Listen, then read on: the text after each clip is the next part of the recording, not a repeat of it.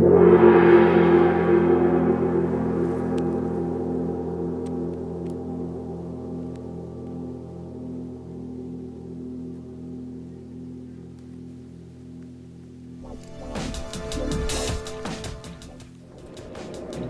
et bienvenue dans le labo de la méditation. Je suis en route et je vous emmène aujourd'hui dans une nouvelle expérience.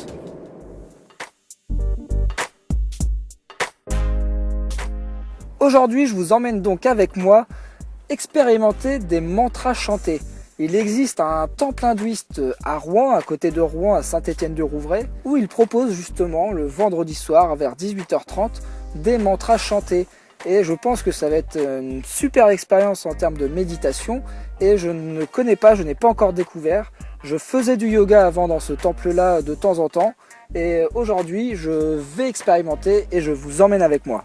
Nous sommes au mois de mars et en Normandie, donc il pleut.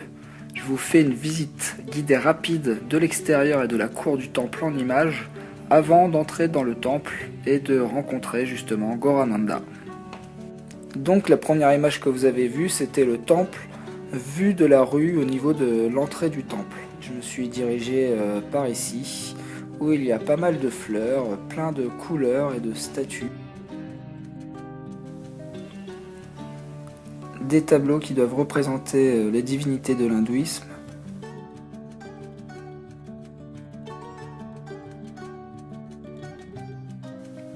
Plein de couleurs. Là vous voyez, même à l'extérieur, là je m'oriente justement vers la porte du temple. Et là c'est la porte. Allez, on y va, c'est parti. Bon, voilà, entrée dans le temple. Je vais rejoindre la salle du son dans laquelle le mantra chanté a lieu et rejoindre aussi Noraganda, la personne qui m'a accueilli et qui m'a donné rendez-vous justement pour me présenter le temple et le lieu que je vais vous faire découvrir. Voici quelques images du musée du temple, en attendant Gorananda qui va nous dire 2 mots juste pour introduire les mantras chantés. Et je vous montrerai l'intérieur de la salle aussi du temple tout à l'heure. Bon me voilà avec Gorananda qui m'a accueilli la première fois au temple, qui m'a très bien accueilli au temple même. Et il va nous dire juste 2 mots pour nous expliquer un petit peu ce à quoi on va participer à l'instant. Tout à l'heure. Salut, alors une fois par semaine au temple on fait ce qu'on appelle du mantra yoga, donc c'est la méditation avec des mantras chantés, donc c'est des mantras traditionnels de l'Inde et ça dure à peu près 1 heure, 1 heure et demie et on essaie de se plonger dans la musique et de vraiment chanter avec son cœur. D'accord, super, merci. Et du coup, je vais y aller pour participer à cette expérience qui m'enchante beaucoup. Alors ça va se passer dans cette pièce, je ne parle pas fort pour rester, mais je vous montre un petit peu. C'est magnifique, il y a de la couleur partout, au plafond, sur les murs. Des statues partout. Et là aussi, cette chose qui est assez étonnante. Une sorte d'hôtel, et regardez au plafond. Il y a des grosses peintures. J'ai eu la chance d'arriver un petit peu plus tôt et de pouvoir filmer pour partager avec vous l'intérieur et les décorations de cette jolie pièce et d'installer aussi le matériel qui va nous permettre d'enregistrer la vidéo et l'audio des mantras chantés.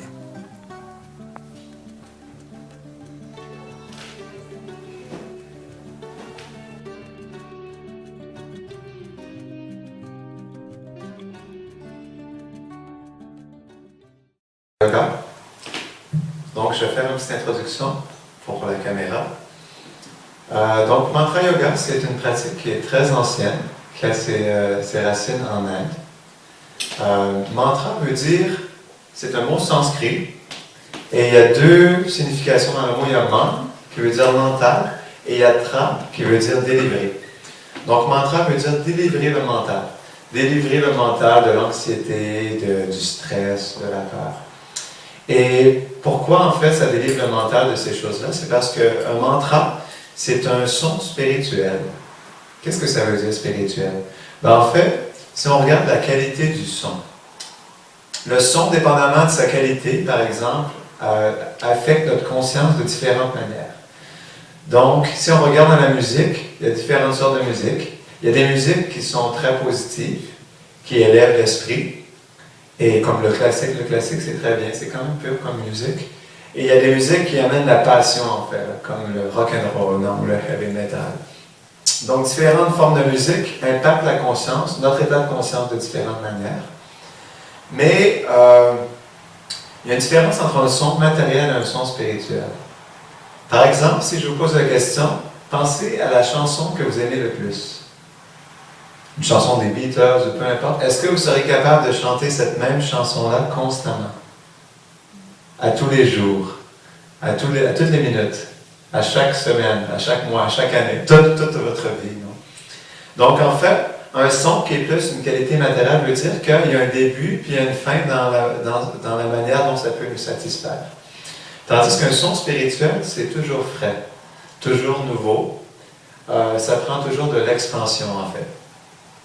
C'est pour ça que les mantras, ce sont des sons, malgré que souvent les mantras sont composés de quelques mots, comme le mantra Hare Krishna, il y a seulement 3 mots à l'intérieur, Hare Krishna et Rama. Donc, les mantras, c'est des mots qui sont très simples parce que ça donne une qualité spirituelle. On n'est jamais rassasié, dans le sens où ça nous donne une satisfaction constante. Et ça, on peut le vivre à travers l'expérience du mantra. On fait souvent des soirées de mantra yoga où on fait pendant 1 ou 2 heures. Et on peut voir à travers cette expérience-là, en fait, que c'est toujours grandissant. On a toujours le goût d'en chanter plus. Donc ça, c'est une manière de voir le mantra. Et les grands yogis, en fait, les grands yogis, les grands sages en Inde ont dit depuis des millénaires que, en fait, cette pratique du mantra est une pratique qui est très bien dans notre ère actuelle, parce qu'elle est très simple, vraiment très simple. Il n'y a pas de règles strictes, en fait. On n'est pas obligé de bien chanter, on n'est même pas obligé d'être un musicien. Il s'agit juste de répéter le mantra, de faire vibrer le son. Même un enfant peut le faire.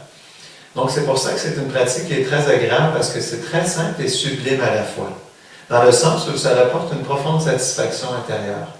Parce que le son est spirituel et parce que la conscience est spirituelle à la base, ça éveille notre conscience et nous permet d'expérimenter notre conscience spirituelle. C'est pour ça qu'on donne cette expérience-là aux gens, pour qu'ils puissent en fait goûter à cette expérience. Et je vous invite aussi à essayer de le faire à la maison. Comme je disais, il n'y a pas de règles strictes. Le mantra, c'est aussi à travers le japa. Donc on le fait en groupe, ce qui s'appelle le kirtan. C'est le chant de mantra où on est un grand groupe et on chante ensemble. Il y a aussi l'aspect de japa, le chant du mantra qui est plus individuel, où on le chante chez soi, on peut le chanter en marchant. Donc, il y a un mantra que vous pouvez utiliser.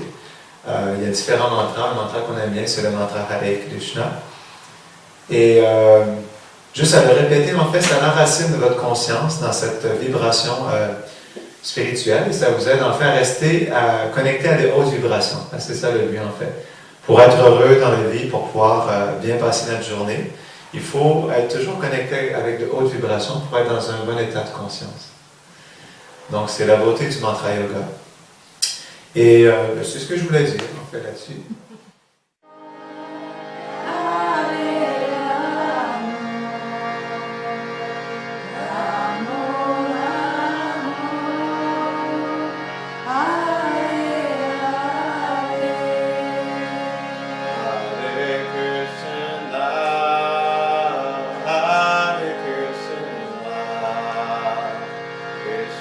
Krishna, Hare Hare.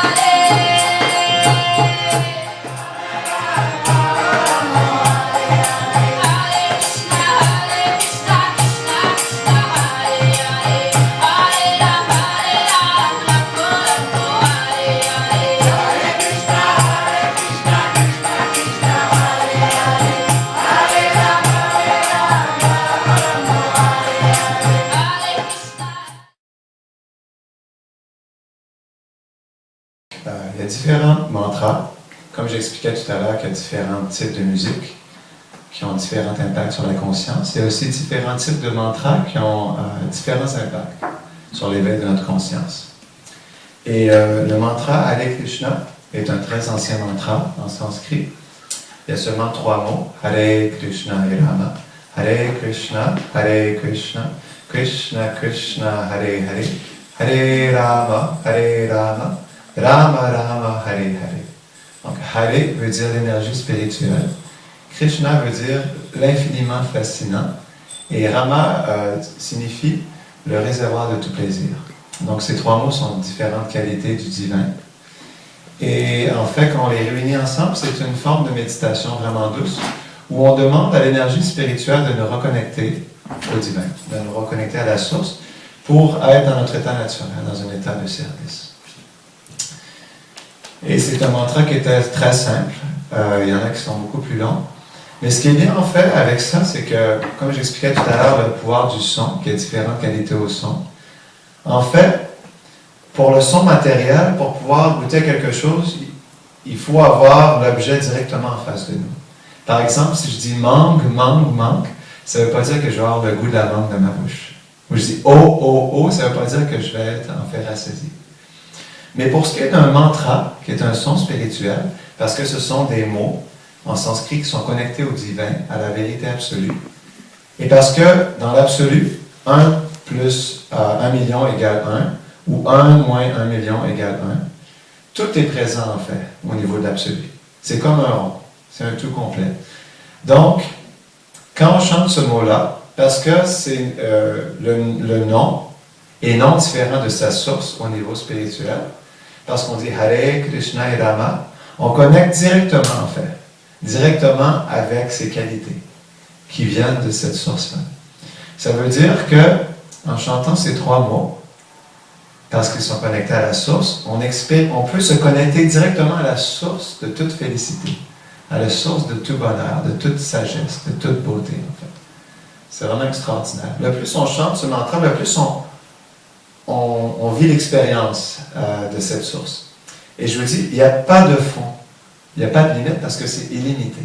C'est ça, on peut se perdre dans ce mantra. On peut chanter pendant des heures et des heures et des heures et des heures sans jamais toucher le fond. C'est une recherche constante en fait.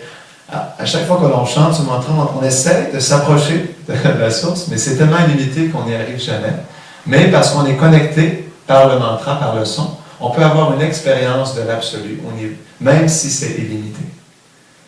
Donc, de cette source-là illimitée, à travers le pouvoir du son qui vient de notre bouche, lorsqu'on le récite, qu'on le fait vibrer sur la langue, on peut avoir une expérience de cette illimité d'une manière à le recevoir dans notre expérience limitée de la vie et de le goûter en fait.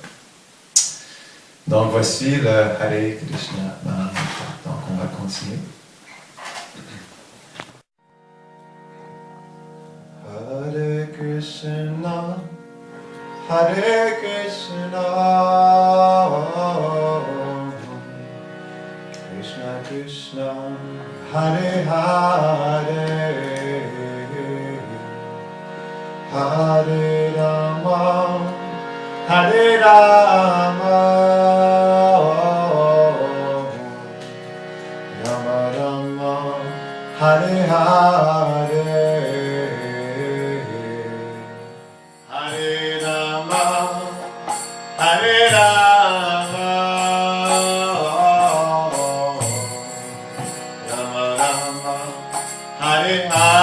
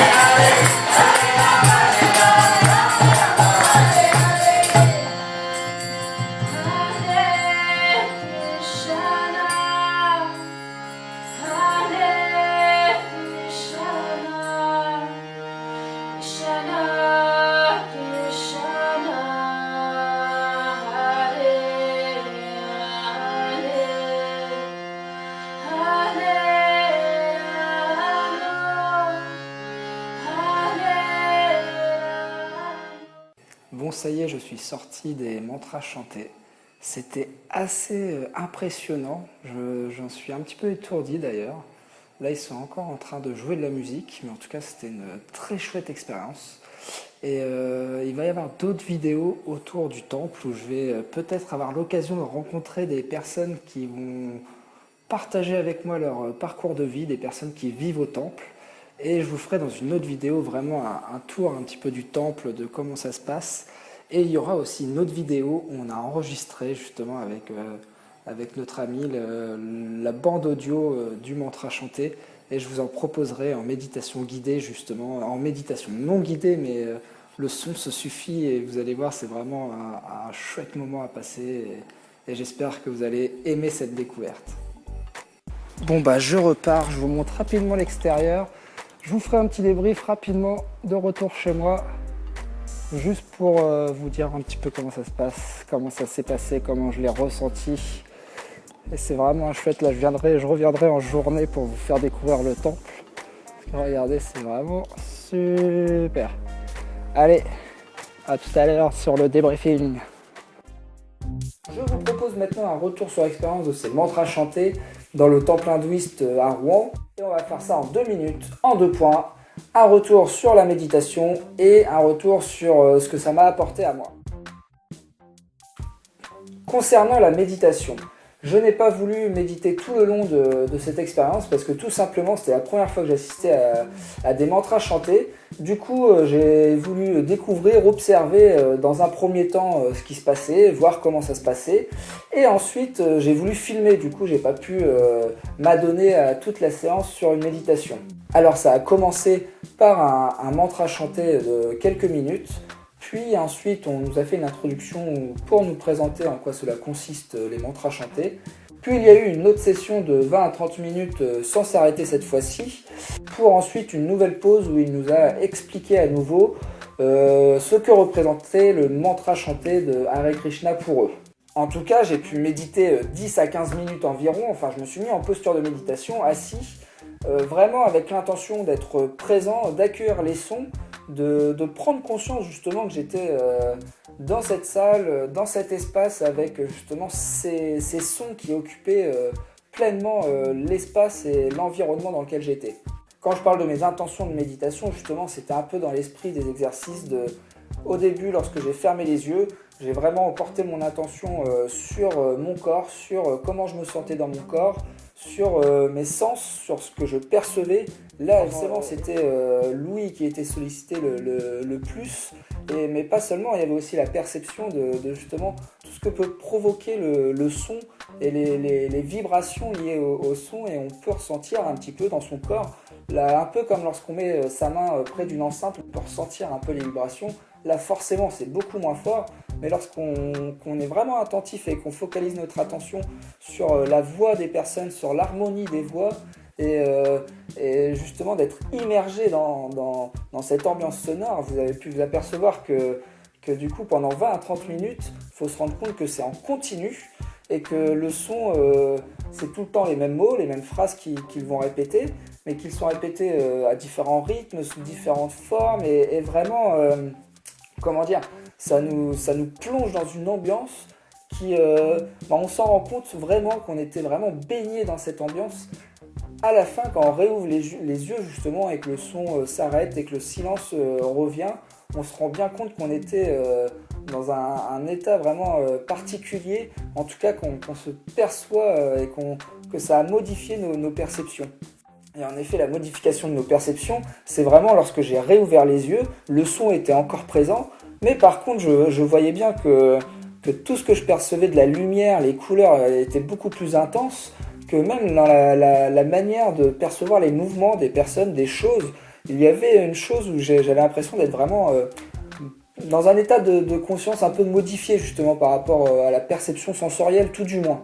Et ces ressentis rejoignent un petit peu cette sensation que j'ai sortie à chaud en sortant des mantras chantés, celle d'avoir une sensation d'ivresse, où justement pas la tête qui tourne et tout ça, mais vraiment d'avoir le champ de perception qui est modifié par rapport à l'instant dans lequel nous sommes rentrés dans la méditation, et au moment où nous avons fermé les yeux, le moment où on réouvre les yeux et qu'on reprend conscience de notre présence vraiment, cette fois-ci sur le sens visuel de notre présence, qu'on est assis, présent, qu'il y a cette distance-là entre les personnes, qu'il y a ces personnes qui ont changé de place ou pas. Tout ça, ça apporte une sorte d'ivresse justement et vraiment une sensation de bien-être et un peu de béatitude aussi à ce moment-là, d'être un peu comme l'enfant qui découvre quelque chose, qui ouvre les yeux sur une chose, la première fois qu'il perçoit les choses. Cette modification de perception va nous pousser à être plus attentifs et à redécouvrir des choses et à porter son attention de manière d'une nouvelle manière. Ensuite, plus d'un côté personnel, le fait de me rendre dans un temple hindouiste, de participer à des mantras chantés, chose que je n'avais jamais fait, je ne savais même pas quelle forme ça prenait et ce que j'allais vivre, je l'ai vraiment accueilli spontanément. Cela a été vraiment une belle découverte, j'ai été content de participer à ça, de vivre l'expérience des mantras chantés dans cette logique-là aussi de méditation. Cette fois-ci, je n'ai pas chanté. Et le public chantait, les personnes qui assistent, et même des personnes qui ne sont pas forcément hindouistes, je pense, j'ai pas posé de questions, mais je pense qu'il n'y a pas que des personnes qui sont ancrées dans la religion hindouiste. Mais en tout cas, ils participent, ils chantent, ils répètent après les chanteurs. Et là, moi, je ne l'ai pas fait tout simplement parce que déjà, j'ai eu du mal à comprendre l'ordre dans lequel ils formulaient les phrases et à retenir les mots et tout ça. J'étais pas trop sûr. J'ai fredonné un petit peu, en tout cas, ça me donnait envie de me lancer avec eux. Mais j'ai bien conscience et je ressens le bienfait que ça peut apporter en plus de chanter, de participer à cette harmonie sonore, à justement ce concert, on va dire. Je peux moi-même ressentir, ne serait-ce déjà que sans chanter, les bienfaits du son et des vibrations, mais j'ai conscience aussi parce que moi-même, j'ai un petit peu de mal avec la voix, enfin surtout quand il y a du monde à chanter.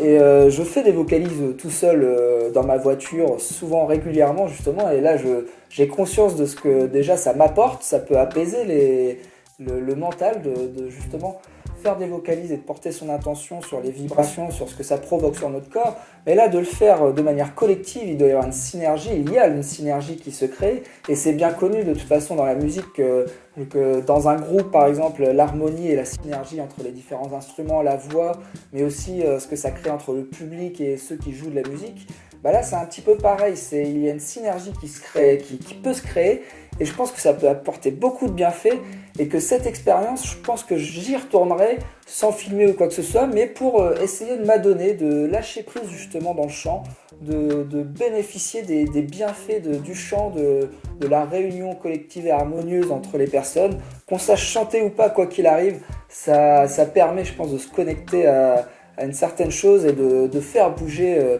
des choses dans notre vie intérieure aussi.